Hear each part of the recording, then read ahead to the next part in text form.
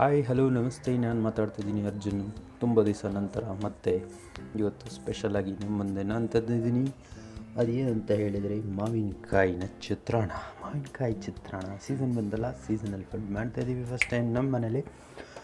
ಅದಕ್ಕೆ ವೀಡಿಯೋ ಮಾಡ್ತಾಯಿದ್ದೀನಿ. ಮಾವಿನಕಾಯಿ ಚಿತ್ರಾನ್ನಕ್ಕೆ ಏನೇನು ಪದಾರ್ಥಗಳು ಬೇಕು ಅಂತ ಒಂದು ಸಾಲಾಗಿ ನೋಡ್ಕೊಂಡು ಬರೋಣ. ಇದೇನಂತ ಲಾಸ್ಟಲ್ಲಿ ಹೇಳ್ತೇನೆ.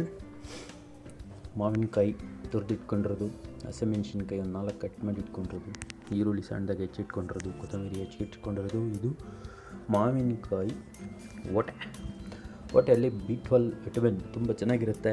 ಅದು ತುರಿದುಬಿಟ್ಟು ಇದಕ್ಕೆ ಹಾಕ್ಬಿಟ್ರೆ ಕಹಿ ಇರಲ್ಲ. ಸೊ ಟಿಫನ್ ಜೊತೆ B12 ತೊಗೊಳ್ತಾ ಇದ್ದೀರಾ.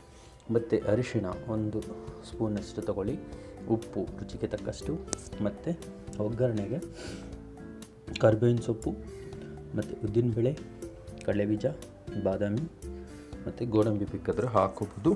ಸೊ ಇಷ್ಟು ಐಟಮ್ ಮತ್ತು ಒಂದು ಚೂರು ಎಣ್ಣೆ. ಹೇಗೆ ಮಾಡೋದು ಅಂತ ಬನ್ನಿ ಕ್ವಿಕ್ಕಾಗಿ ನಮ್ಮ ಕಿಚನ್ಗೆ ಹೋಗೋಣ, ನೋಡೋಣ ಹೇಗೆ ಮಾಡೋದು ಅಂತ. ಇವಾಗ ಫಟಾಫಟ ಅಂತ ಗ್ಯಾಸ್ ಆನ್ ಮಾಡ್ಕೊಳ್ಳೋಣ. ಅದರೊಳಗಡೆ ಎಣ್ಣೆ ಹಾಕ್ಕೊಳ್ಳೋಣ. 1 ಕಪ್ಪಷ್ಟು ಎಣ್ಣೆ ಹಾಕ್ಕೊಳ್ಳಿ.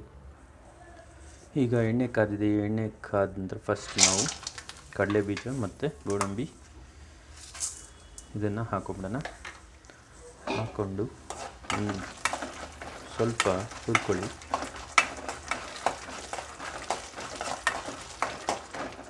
ಹುರ್ಕೊಂಡ ನಂತರ ನಾವು ಹಸಿಮೆಣಸಿನ್ಕಾಯಿ, ಕರಿಬೇವಿನ ಸೊಪ್ಪು ಹಾಕೊಳ್ಳೋಣ. ಹಾಕ್ಕೊಂಡು ಚೆನ್ನಾಗಿ ಮತ್ತೆ ಹುರ್ಕೊಳ್ಳಿ. ಇವಾಗ ಮತ್ತೆ ಈರುಳ್ಳಿ ಹಾಕಬೇಕು. ಈರುಳ್ಳಿ ಹಾಕಿ ಚೆನ್ನಾಗಿ ಕೆಂಪಗಾಗೋಂಗೆ ಹುರ್ಕೊಳ್ಳೋಣ. 2 ನಿಮಿಷ ಈ ಥರ ಅಲ್ಲಾಡಿಸ್ತಾ ಇದ್ದರೆ ಈರುಳ್ಳಿ ಕೆಂಪಗಾಗುತ್ತೆ. ಸ್ವಲ್ಪ ಕಟ್ ಮಾಡಿ ನೋಡಿ, ಅದು ಫಟ್ ಅಂತ ಕಟ್ಟಾಗಿದೆ ಅಂದರೆ ಈರುಳ್ಳಿ ಚೆನ್ನಾಗಿ ಬೆಂದಿದೆ ಅಂತ ಅರ್ಥ. ಆವಾಗ ನಾವು ಏನು ಮಾಡಬೇಕು ಅಂತ ಹೇಳಿದ್ರೆ, ಮಾವಿನಕಾಯಿ ಎಷ್ಟು ನಿಮ್ಗೆ ಉಳಿಬೇಕೋ ಅಷ್ಟು ಹಾಕ್ಕೊಳ್ಳಿ. ಮತ್ತು ಓಟೆ ತೊಗರು ಅದನ್ನು ಹಾಕಿ. ಟೇಸ್ಟ್ಗಲ್ಲ, ವಿಟಮಿನ್ B12ಗೆ, ವೆಜಿಟೇರಿಯನ್ ಅವ್ರಿಗೆ ಅದು ಕೊರತೆ ಇದೆ ಅಂತ ಹೇಳಿ ಆಮ್ಲೆಟ್ ತಿನ್ನಿ, ನಾನ್ ವೆಜ್ ತಿನ್ನಿ ಅಂತ ಹೇಳಿ ಡಾಕ್ಟ್ರು ಸಜೆಸ್ಟ್ ಮಾಡ್ತಾಯಿದ್ದಾರೆ. ಹಾಗಾಗಿ ಇದನ್ನು ತಿನ್ನಿ, ವೆಜಿಟೇರಿಯನ್ ಆಗಿ ಉಳಿಸಿ. ಮತ್ತು ಅರಿಶಿಣ ಸ್ವಲ್ಪ ಹಾಕಿ, ಮತ್ತು ಉಪ್ಪು ಸ್ವಲ್ಪ ರುಚಿಗೆ ತಕ್ಕಷ್ಟು ಹಾಕಿ ಚೆನ್ನಾಗಿ ಇದನ್ನು ಮತ್ತೆ ಕಲಿಸ್ಕೊಳ್ಳಿ.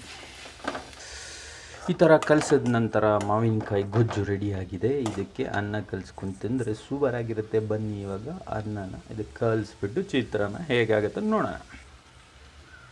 2 ಕಪ್ಪಷ್ಟು ಅನ್ನ ಇದಕ್ಕೆ ಹಾಕ್ತಾಯಿದ್ದೀನಿ. ಸ್ವಲ್ಪ ಮುದ್ದೆ ಆಗಿದೆ. ನಿಮ್ಗೆ ಉದುರುದ್ರಾಗಿ ಬೇಕು ಅಂದರೆ ಉದುರುದ್ರಾಗಿ ಮಾಡ್ಕೊಳ್ಳಿ. ಸೊ ಬ್ಯಾಚುರಲ್ ಅಡುಗೆ ಹೀಗೇ ಇರುತ್ತೆ.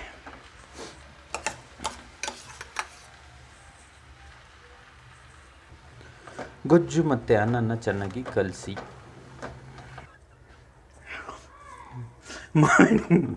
ಮಾವಿನಕಾಯಿ ಚಿತ್ರಾನ್ನ ಮಾಡ್ತೀನಿ ಅಂತ ಸ್ಟಾರ್ಟ್ ಮಾಡಿ ಪೊಂಗಲ್ ಆಗಿಬಿಟ್ಟಿದೆ ಇದು. ಯಾಕೆಂದರೆ ಅನ್ನ ಮುದ್ದೆ ಆಗಿಬಿಟ್ಟಿದೆ. ಹಾಗಾಗಿ ನೀವು ಮನೇಲಿ ಅನ್ನ ಮಾಡೋವಾಗ ಸ್ವಲ್ಪ ಉದುರುದ್ರಾಗಿ ಮಾಡ್ಕೊಳ್ಳಿ. ಚಿತ್ರಾನ್ನ ಥರ ಬರುತ್ತೆ. ಇಲ್ಲಾಂದರೆ ನೋಡಿ ಈ ಥರ ಪೊಂಗಲ್ ಆಗುತ್ತೆ. ಇವಾಗ ಮಾವಿನಕಾಯಿ ಪೊಂಗಲ್ಗೆ ಒಂದು ಟಾಪಿಂಗ್ ಮಾಡೋಣ. ಮಾಡಿಬಿಟ್ಟು ಕಪ್ಪಲ್ಲಿ ಇಳಿಸ್ಕೊಂಡು ಸರ್ವ್ ಮಾಡಿ. ಬೇಕಾದರೆ ತೆಂಗಿನ ತುರಿ ಇದ್ರ ಮೇಲೆ ಹಾಕ್ಕೊಳ್ಳಿ. ನೋಡೋಕ್ಕೆ ಚೆನ್ನಾಗಿರುತ್ತೆ, ತಿನ್ನೋಕ್ಕೂ ಚೆನ್ನಾಗಿರುತ್ತೆ. ಅನ್ನ ಮುದ್ದೆ ಮಾಡಬೇಡಿ, ಅನ್ನ ಚೆನ್ನಾಗಿ ಉದುರುದ್ರಾಗಿ ಮಾಡಿಕೊಂಡು ಗೊಜ್ಜಿಗೆ ಕಳಿಸ್ಕೊಳ್ಳಿ. ಸೂಪರಾಗಿ ಬರುತ್ತೆ. ಇದು ಸೂಪರಾಗಿರುತ್ತೆ, ತಿನ್ನೋಕ್ಕೆ. ಬೇಕಾದರೆ ನೋಡೋಣ ಟೇಸ್ಟ್ ಹೇಗೆ ಬಂದಿದೆ ಅಂತ ಹೇಳಿ. ಚೆನ್ನಾಗಿ ಬಂದಿದೆ. ಇನ್ನು ಸ್ವಲ್ಪ ಉಪ್ಪು ಸಾಕಾಗಿಲ್ಲ. ಉಪ್ಪನ್ನು ಹಾಕೊಂಡು ಕಳಿಸ್ಕೊಂಡು ಇವಾಗ ತಟ್ಟೆಗೆ ಹಾಕ್ಕೊಂಡು ತಿಂದು ಆಫೀಸ್ಗೆ ಹೋಗಿ. ಮತ್ತು ಇನ್ನೊಂದು ವಿಡಿಯೋ ಮುಂದೆ ನಾನು ಬರ್ತಾಯಿದ್ದೀನಿ. ಉಗಾದಿ ಪಚಡಿ, ಮಾವಿನಕಾಯಿ ಪಚಡಿ ಹುಳಿ ಹೇಗೆ ಮಾಡೋದು ಅಂತ ನೋಡೋಣ. ಅಲ್ಲಿವರೆಗೂ ನಾನು ಆಫೀಸ್ಗೆ ಹೋಗ್ತಾ ಇರ್ತೀನಿ. ಬಾಯ್, ಸಿ ಯು, ಎಂಜಾಯ್.